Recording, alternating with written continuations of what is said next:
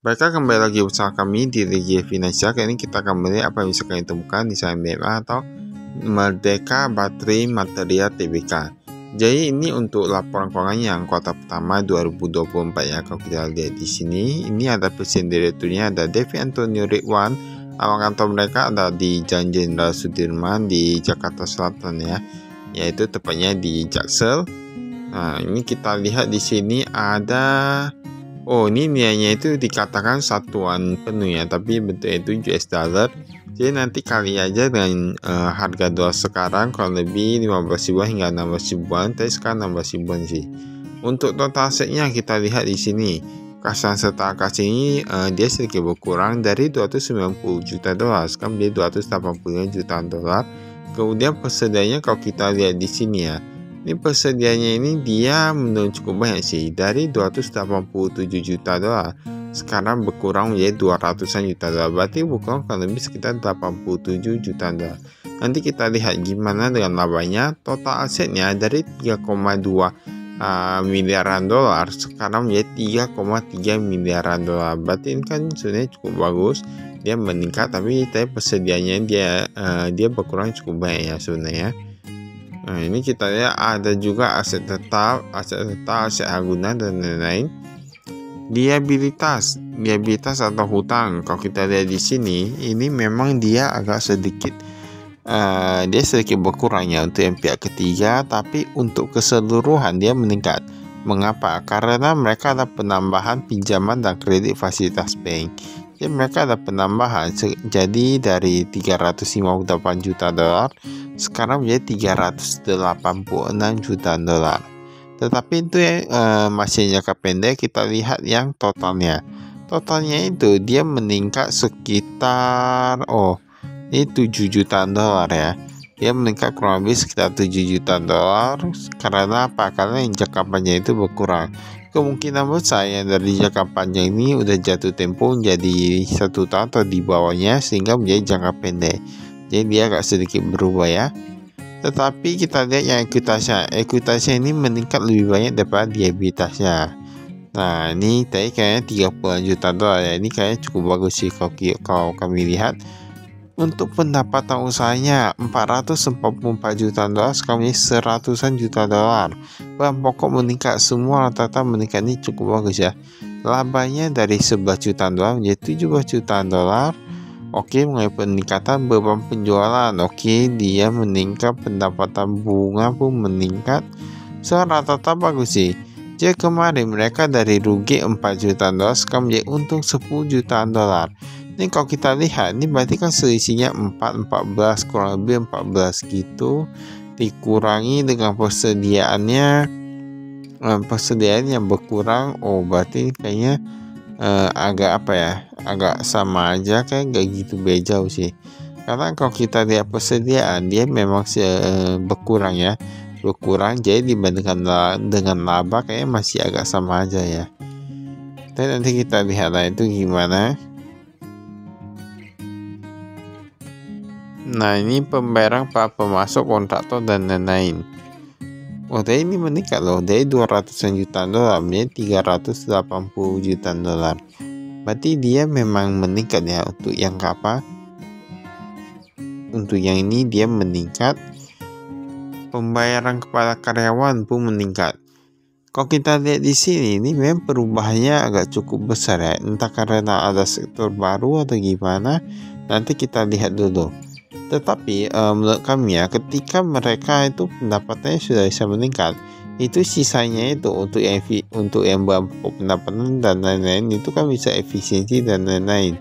Jadi seharusnya mereka nanti bisa atur sendiri lah agar menjadi lebih bagus lagi. Dan cukup bagus ya menurut kami. Winato Kartono, kemudian ada presiden direkturnya, ada Pak Devin. Nah, ini ada kepemilikannya.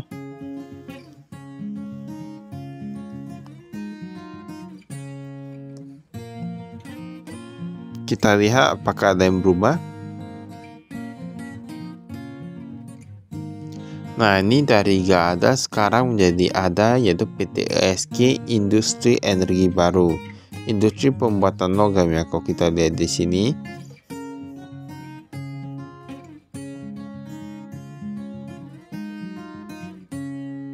ini kita skip.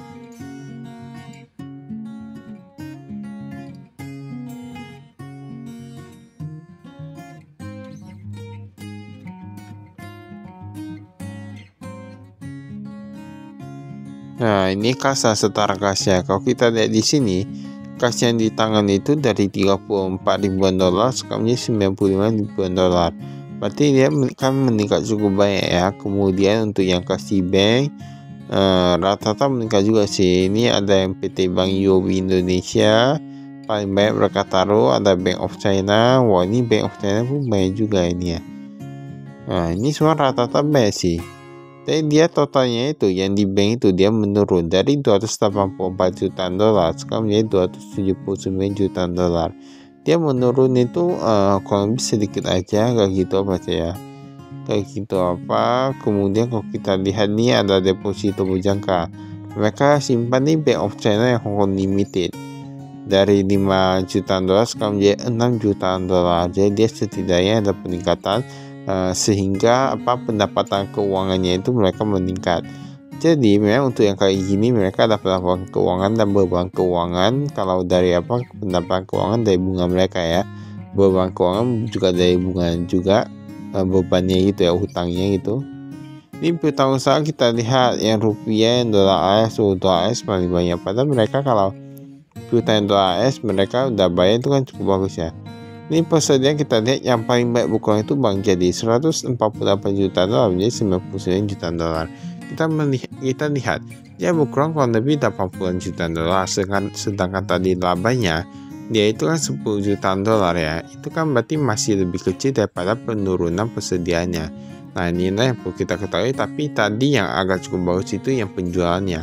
Dia kalau penjualannya bisa melonjak, kita lihat apakah nanti ke depannya mereka bisa efisiensi atau gimana.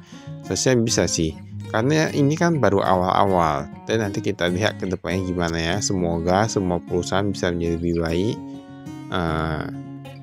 karena semua perusahaan kalau menjadi lebih baik kan untungnya juga di investor saham juga ya, karena IHSG naik, semua naik. Nah, itu bagus. Ini ada aset tetap.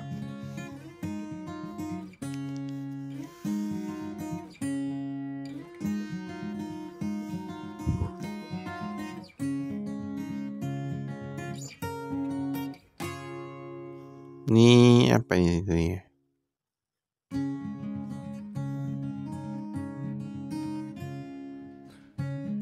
Ini goodwill tadi kita skip. Nah, saya goodwill itu perlu dia juga ya, karena kalau nilai terlalu tinggi padahal saya nggak ada. Nanti kejadian juga yang kemarin-kemarin agak heboh yang Tokopedia sama apa yang Goto ya. Ini pihak berelasi, pihak ketiga, kita lihat utang usahanya itu pihak ketiga lebih banyak, bebannya masih harus dibayar. Nah, ini ada beban emisi efek ini. Tapi sekarang semua rata-rata itu sudah ada yang memakai karbon. Jadi ada kayak perusahaannya itu kurang hemat energi, kurang energi hijau gitu, dia ada yang perlu beli karbon ataupun bayar karbonnya gitu. Nah, jadi sudah mulai ke tahap yang berbeda ya industri sekarang ya. Ini pendapatan usaha kita lihat di sini. Nah, ini ada yang baru nih.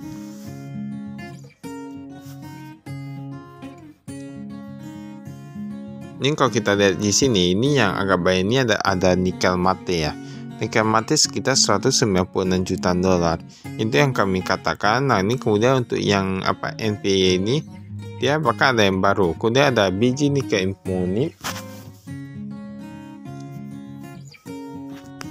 Nah, tadi ada nikel mate, kemudian sekarang ada biji nikel immunit ya.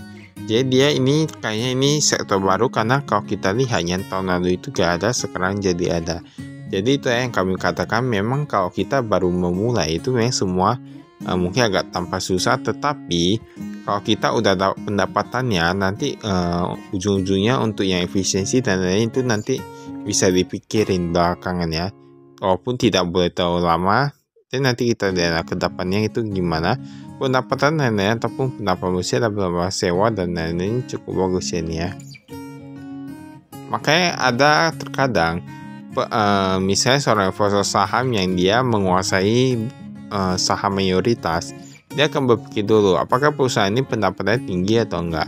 Karena kalau soal efisiensi mereka tinggal kurangin biaya gitu dan lain-lainnya. Jadi mereka cari kebanyakan lebih yang ke pendapatannya, bukan kepada yang labanya. Laba bisa diatur, tetapi pendapatan kan enggak gitu gampang ya. Walaupun bisa juga sih sebenarnya semua. Ini yang 2024 pendapatan usaha itu paling baik yang manufaktur yang pertambangan sedikit, tapi dulu gak ada, sekarang jadi ada pertambangannya. Nah ini saya cukup bagus sih untuk kami, bahkan yang manufaktur pun meningkat. Maka itu saya ada kami, sekian, terima kasih, saya frustasi.